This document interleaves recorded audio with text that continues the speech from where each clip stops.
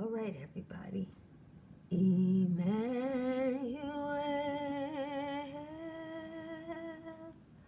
God is with us. Emmanuel, God is with us. I would just like to call your attention to the fact that it's my world's requested video. Shout out to your world. I'm so excited. I always can use a little help in figuring out what to do. This is a color changing candle.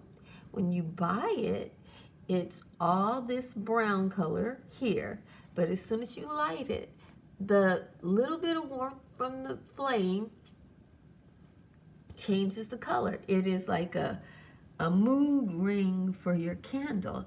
And in this case, the candle changes from that dark chocolate brown. See how, if you look right here, this is the darkest chocolate brown. And based upon how warm it is, it gradiently gets to this red color, this ruby red color. This is wine, and this is a chocolate brown.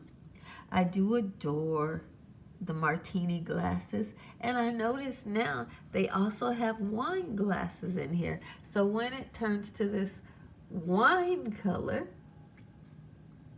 then the wine glasses pop out and take on a stronger presence. So we're going to let her pull out,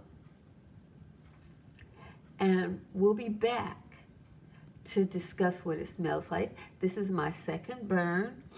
I can already smell it, and my nose is clogged up, and it smells good. So I believe she's going to be a good one. Of course, I'm close to the candle right now. I'm close to the candle. It's morning. This is my breakfast candle because it's an espresso candle. You know, let's just ignore the martini / hairless dog. It's Sunday morning. Everything's great. Chocolate. Sounds wonderful. So we'll be back in about an hour, and I will show you how she is pulled out. 5 minutes in. This is how good of a burn it is. I think it's great. And now this smell of chocolate, it smells like molten, like a hot molten chocolate fudge cake. I smell a cake note, like a burnt cake note, chocolate for sure. And I smell a hot fudge coming off of it. That is the first thing I'm getting off of it, and that is wafting across a 30-foot range, just off of that little, can you see that? Just that little bit of wax use. So, whoo, and look at the color change. The color has changed to burgundy all the way to here. So that means that even though it looks like it's not that warm, it has to be warm all the way to here because the color changing is responding to the warmth. So I can tell where oils might be released by the color change.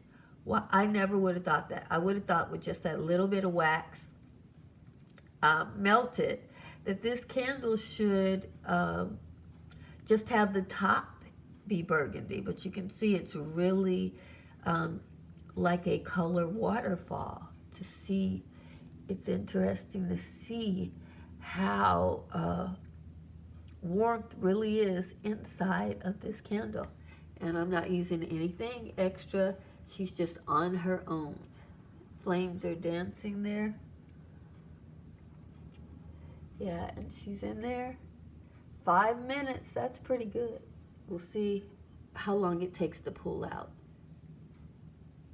Oh, it smells so good. Oh, it smells so good. This is not the hot fudge candle. It has a difference in the way it smells. But I mean, if you have the hot fudge candle, which is to me a much more overpowering fudge, or the hot cocoa and cream is a different chocolate too. That one's more of a dry chocolate. This is the same chocolate that is in the hot fudge candle, and it is the same chocolate that was in the chocolate cake candle or the molten chocolate cake candle, and it has all of those qualities, and it definitely has a chocolate cake, like a hot fudge molten lava filled chocolate cake with some cream or ice cream, and I can smell the liqueur already coming from the candle. I can smell a liqueur accord, and the coffee is there. And the coffee note travels in this two floors. So this is a house filling candle. Very few house filling candles do I get a hold of, but this one is a house filler, even when it's not pulled out. So we'll come back when she's pulled out. So now the candle is pulled out, and I wanted you to be able to see. This is the color changed candle. This is the candle the way I bought it, and I think it looks absolutely beautiful. I love the Martini thing. It just speaks fun to me. Okay? And look at the difference. So the warmth is actually all the way to the bottom, because you can see the color is a wine color at the bottom, and it is a ruby wine at the top. Whereas this candle, it's all a chocolate color outlining the wine glasses and the martini glasses. So I just thought I'd bring that over for you so you could see the difference, because it's something new to me, a color changing candle. I know about mood rings, but now a candle that is a mood candle. And now let's go and take a look at the wax pull. She's fully pulled out. It took a half hour, so it didn't even take an hour. And that means that, you can burn this candle in smaller increments. You don't need to use as much of it, and so you can get more uses out of it. The fragrance has filled a 20-foot space, and it is creeping upstairs. If I keep this candle going, the candle smell will fill up the home, much the way if you were baking or cooking something, the smell of food will travel even outside of a home, and people passing by on the street can smell what we're cooking and say, "Ooh, that's delicious." Now let's talk about the smell.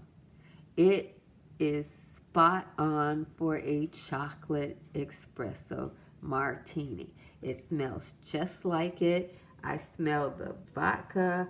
I smell the espresso. I smell the hot fudge.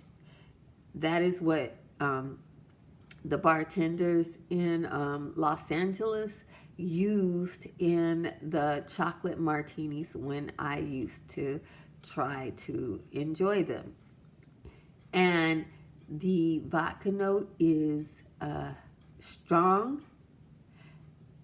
Back in the day, I didn't realize how much vodka it takes to overcome the smell of coffee and chocolate. But this is taking me back to learning you don't mess with the chocolate espresso martini if you were just drinking to look cute and not really concerned about being inebriated. In fact, you want to be sober. You just want to be cute and in the in crowd, which is what I wanted to do. So I'd have to take one sip, and it was delicious. And I just have to leave it alone after that because this drink is potent and deceptive. The hot fudge can hide a multitude of sins in a martini. That's just a side. That's just an aside. That's just a memory, you know. If you want to be cute at a martini bar and just have your drink with you all the time and walking around with it and talking to people, go for the apple martini or the lemon drop. Something where the bartender can't trick you so well as he can with both hot fudge and coffee. Because the men will pay to put 3 shots in your little tiny martini glass and cover it in chocolate and espresso. Maybe this has gotten personal. Maybe it's no longer a review, but I'm only human. And the 90s was my era. And the chocolate martini was birthed in the 90s, the late 90s. The martini, the explosion of martini bars, they made nothing else. They had 50 different martinis on the menu. That's all you could order. You couldn't get a drink of wine. You couldn't get a daiquiri. You couldn't get anything else. None of the popular, you couldn't get a margarita. You couldn't get a Long Island iced tea. The only thing they served were martinis. And at the time, we thought they were so expensive because at that time, you could get a regular drink a lot of places for like between $5 and $7. But a martini cost $15. And one will do you. So I know this smell, and you can see the scent memory is activating things that I'd forgotten. I'd literally forgotten, and it's all coming back to me now. So the scent is spot on. Anybody that tells you it's not, they just weren't there. Okay? That's all it is. They just weren't there. I know the smell that's coming from this. Like the iconic martini of the 60s would be just a traditional martini with an olive in it. I don't really know that smell, but this smell was a smell of my youth. It was a smell of the 90s. It was a smell of hopes and dreams and friends and desires, you know. It was a wonderful time. Boy, I wish you had been there. It was nothing like today. And I love this candle. I love it, and I thank God for it, because maybe God's saying, if we all put our hearts and minds to it, we can recreate that positive experience. If we don't give in to selfishness and pride and foolishness, if we care about God's agenda and not man's, perhaps the good Lord will have mercy on us and pull us out of this Pandora's box we've accidentally opened with our selfishness and our deceptions and our callousness. And we can once again allow our love and compassion to reign. That's what we had in the 90s. We took it for granted. We didn't realize it was fragile.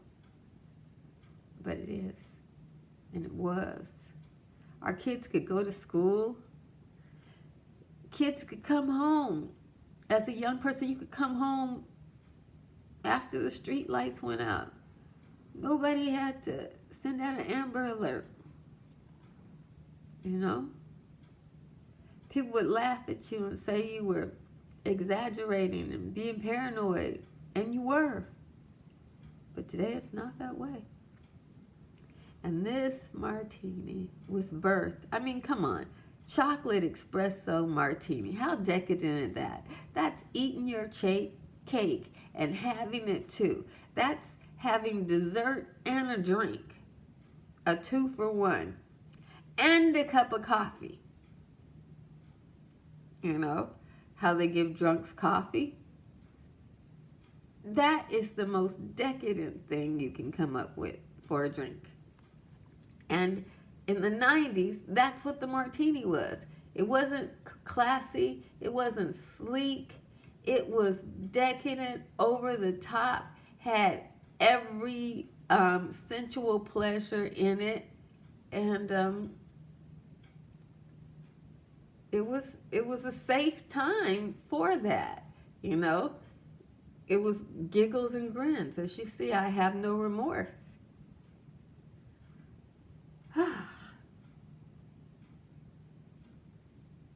Yeah, I love this candle for a lot of reasons. God bless you.